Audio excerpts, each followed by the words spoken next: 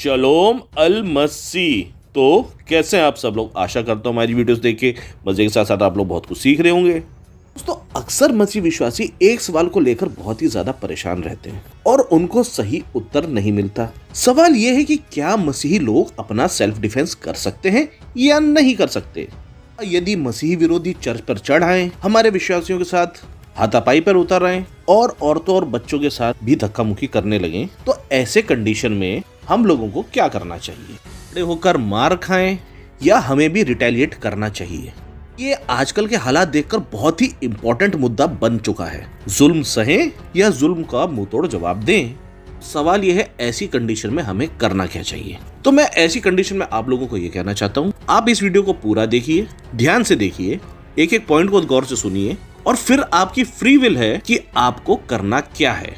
सबसे पहले मुद्दा आता है कि यदि आपकी इच्छा बिरयानी खाने की है और आप अपनी पत्नी या अपनी मम्मी से ये कहते हैं कि मेरे लिए बिरयानी बना दो, पर उसके बदले आपको मिलते हैं पराठे, शायद चिकन, शायद कोरमा, पर बिरयानी नहीं मिलती, तो ऐसी कंडीशन में आप क्या करेंगे? क्या आप खुश होंगे या आप दुखी होंगे?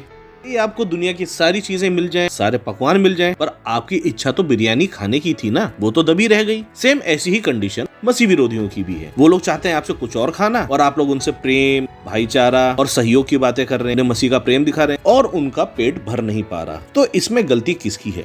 हाँ, मैं जानता हूँ बाइबल में ये साफ साफ लिखा है, अपने सताने वालों के लिए प्रार्थना करो, अपने दुश्मनों के पाप क्षमा करो, अपने विरोधियों से प्रेम करो। मैं जानता हूँ और 99.9% लोग यही कहेंगे। सवाल उठता है, तो फिर करें क्या? चलिए मैं आपसे एक और सवाल पूछता हूँ, धैर्य से सुनिएगा और सोच विचार कर अपने मन से जवाब दीजिएगा। मान लीजिए आपके सामने किसी स्त्री पे कुछ अन्याय हो रहा है, तो आप क्या करेंगे? एक मसीह होने के नाते खड़े खड़े पापों को क्षमा करेंगे, मसीह का प्रेम दिखाएंगे, या फिर रिटेलिएट करेंगे? क्या करेंगे आप? सवाल थोड़ा और चेंज करके देखते हैं। कुछ मसीह विरोधी आपके घर में घुस जाते हैं, वो आपके साथ, आपके परिवार के साथ, बूढ़े बुजुर्गों के साथ अभद्रता करते हैं, हाथापाई पे उतर आते हैं, तो आप क्या करेंगे? फ्री होकर अपनी आत्मा से पूछेगा ये सवाल का जवाब। एक और सवाल रखते हैं और ये सवाल बहुत इंपॉर्टेंट है, सोच विचार के जवाब दीजिएगा। आप लोग कहीं प्रचार कर रहे हैं, ट्रैक्ट डिस्ट्रीब्यूशन कर रहे हैं और कुछ मसीह विरोधी लोग आकर आपसे कहते हैं कि आप ये किस अधिकार से कर रहे हैं, तो आपका जवाब उनके लिए क्या होगा? जहाँ तक मुझको लगता है 99.9% विश्वासी हमें ये बोलेंगे कि हमें अपने धर्म का प्रचार करना, अपने विश्वास को मानना का अधिकार संविधान देता है, आर्टिकल 25। मैं सही हूँ ना? मैं आप लोगों से सवाल पूछना चाहता हूँ, तो क्या हमें अपनी आत्मरक्षा का अधिकार संविधान और देश का कानून नहीं देता? अब सोच विचार के जवाब दीजिएगा। बाइबल अपने देश के कानून, देश के लीडर्स और देश के कानून के विषय में क्या कहती है? उन लोगों को ओबे करना है कि नहीं करना है? तो जवाब है बिल्कुल, देश के कानून, देश के लीडर्स और अथॉरिटीज को ओबे करना है। जिनको नहीं पता, लोग जाकर रोमियो अध्याय 13 पढ़ें। साफ साफ कहती है कि आपको बाइबल पर भी चलना है और देश के कानून पर भी चलना है। मैं इस पर बहुत ज्यादा खींचतान नहीं करना चाहता, आप लोग समझदार हैं, आप लोग जानते हैं कि विश्वास के साथ साथ देश के लिए भी हमारा कुछ कर्तव्य है। हम इस देश के टैक्स पेयर हैं और इस नाते से हमारे को कुछ चीजों की सहूलियतें और छूट भी दी गई है।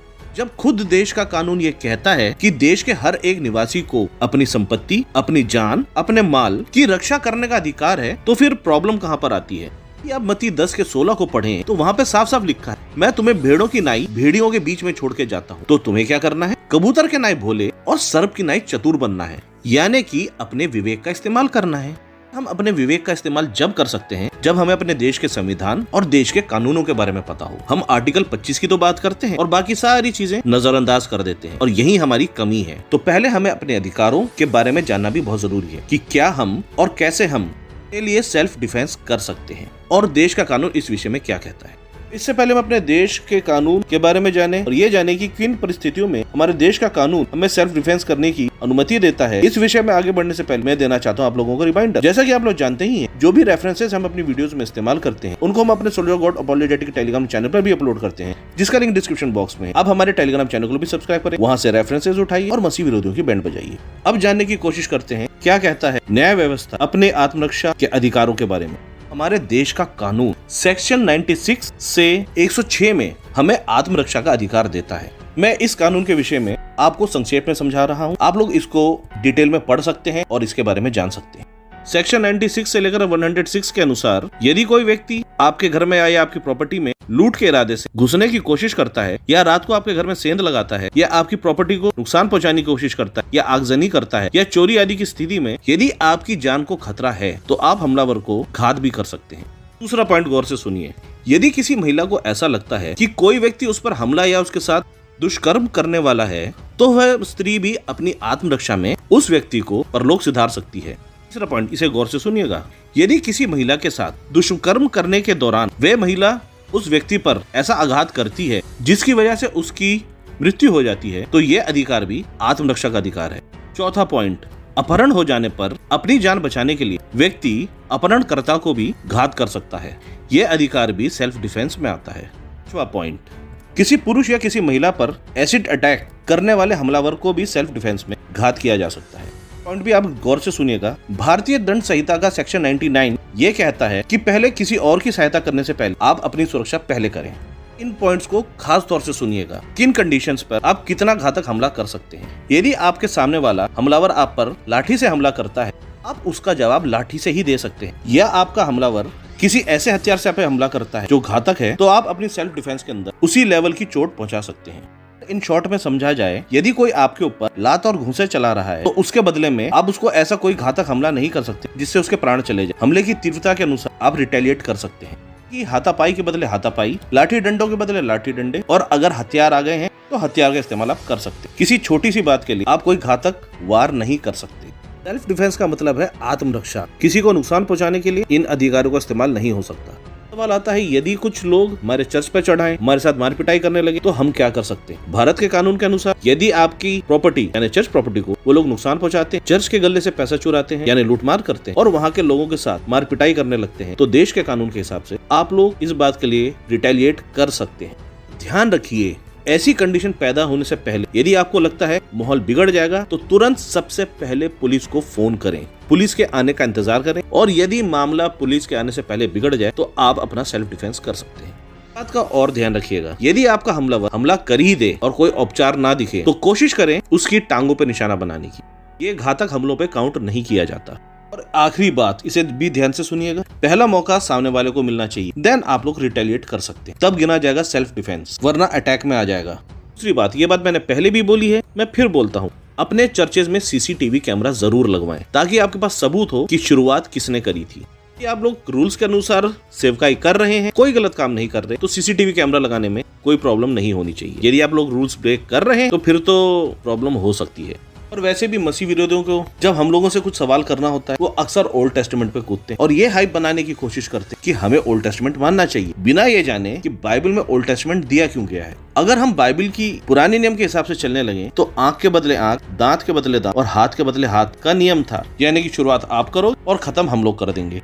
भारतीय दंड संहिता भी यही कहती है, यदि आपके ऊपर कोई प्राणघातक हमला करता है तो आप उसका जवाब दे सकते हैं। तो मैं आपका ध्यान बाइबल की एक घटना के ऊपर ले जाना चाहता हूँ। ये घटना बकायदा सेल्फ डिफेंस के ऊपर बात करती है और ये घटना मसीह विरोधी के फेवरेट ओल्ड टेस्टामेंट में से है। और इसे जानने के लिए हम पढ़ेंगे एस्तेर की किताब अध्याय 8 आयत 11 से 13। और यहाँ इस प्रकार से लिखा है, इन चिट्ठियों में सब नगर के यहूदियों को राजा की ओर से यह अनुमति दी गई कि वे इकट्ठे हों और अपने अपने प्राणों को बचाने के लिए, यानी कि सेल्फ डिफेंस के लिए, जाति जाति या प्रांत के लोग अन्याय करके उनको या उनकी स्त्रियों और बाल बच्चों को दुख देना चाहें, उनको घात और नष्ट करें और उनकी धन संपत्ति लूट लें, और यह राजा यर्श के सब प्रांतों में एक ही दिन में किया जाए, अर्थात आदर नामक 12वें महीने के 13वें दिन को। इस आज्ञा की लेख की नकल समस्त प्रांतों में सब देशों के लोगों के पास दी हुई भेजी गई,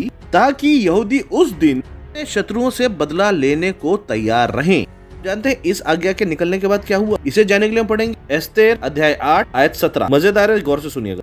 और जिस जिस प्रांत और जिस जिस नगर में जहाँ कहीं राजा की आज्ञा और नियम पहुँचे, वहाँ यहूदियों को आनंद और हर्ष हुआ और उन्होंने भोज करके उस दिन को खुशियों का दिन माना। और अब मजेदार चीज देखिए, और उस देश के लोगों में से बहुत से लोग यहूदी बन गए, क्योंकि उनके मन में यहूदियों का डर समा गया था। देखा, अगर हम लोग सेल्फ डिफेंस में हैं तो क्या हो सकता है। कि मैं इस एस्तेर की कहानी पर एक सेपरेट वीडियो बनाना चाहता था। बहुत ही रोचक कहानी है, पर इन शॉर्ट में बताऊं तो कुछ लोग परमेश्वर यहोवा का विरोध करते थे और यहूदियों का विरोध करते। उन्हें यहूदियों से चिढ़ थी, वे चाहते थे यहूदियों का नाश करना, और उन्होंने एक आज्ञा निकलवाई थी राजा से कि हमें कुछ टाइम दिया जाए कि हम यहूदियों का सर्वनाश करें। फिर आगे कहानी चलती रहती, आप उसको गौर से पढ़ सकते हैं। फिर मिलता है राजा की तरफ से यहूदियों को सेल्फ डिफेंस का मौका, और फिर वो लोग क्या करते हैं, इसे जानने के लिए अध्याय 9 को पूरा पढ़ें, मजा ही आ जाएगा। मसीह विरोधी चाहते हैं परमेश्वर को लोगों का नाश करना, चर्च ना बनने देना, उन पे अटैक करना। आज्ञा तो हमारे पास भी है, सेल्फ डिफेंस करने की छूट भी है, और बाकी सब आपके विवेक पर डिपेंड करता है। आज की वीडियो देखने के बाद बहुत से मसीह लोग मुझे गालियां देने वाले, हो सकता है बहुत से मसीह यूट्यूब चैनल वाले मुझे एक्सपोज भी कर दें। पर सवाल ये, जब हम संविधान को मानते, देश के कानून को मानते, तो आत्मरक्षा के अधिकार को क्यों ना मानते? अपने विरोधियों से प्रेम भी करते हैं और उनके अपराधों को क्षमा करना भी जानते हैं, और उनके लिए प्रार्थना भी करते हैं कि ये देश सबका है और सबका इसमें बराबर योगदान और अधिकार है। पर क्या फायदा, कोई मसीह विरोधी आकर हमारे किसी अपने विश्वासी भाई को ऐसी चोट मार दे कि वो बेचारा बिस्तर पकड़ ले, तो क्या होगा उसका और उसके परिवार का? कौन ध्यान देगा उसके ऊपर? और क्या फायदा कि कोई मसीह विरोधी आकर किसी विश्वासी भाई को ऐसी चोट मार दे कि उसकी जान चली जाए, तो फिर उसका परिवार का क्या होगा? और जब ऐसे टाइम पर बात यूनिटी की आती है, तो हमारे मसीह समाज के लोग गहरी नींद में चले जाते हैं और बात को बढ़ने देते हैं। पर जब ये घटना अपने साथ घट जाती है, तो सताव हो गया चिल्लाने लगते हैं। जो भी कुछ है अब आपके सामने है, बाकी सब कुछ आपकी फ्री विल पर डिपेंड करता है, कि विवेक पर डिपेंड करता है कि अपनी आत्मरक्षा के अधिकार को इस्तेमाल करना है कि नहीं करना है।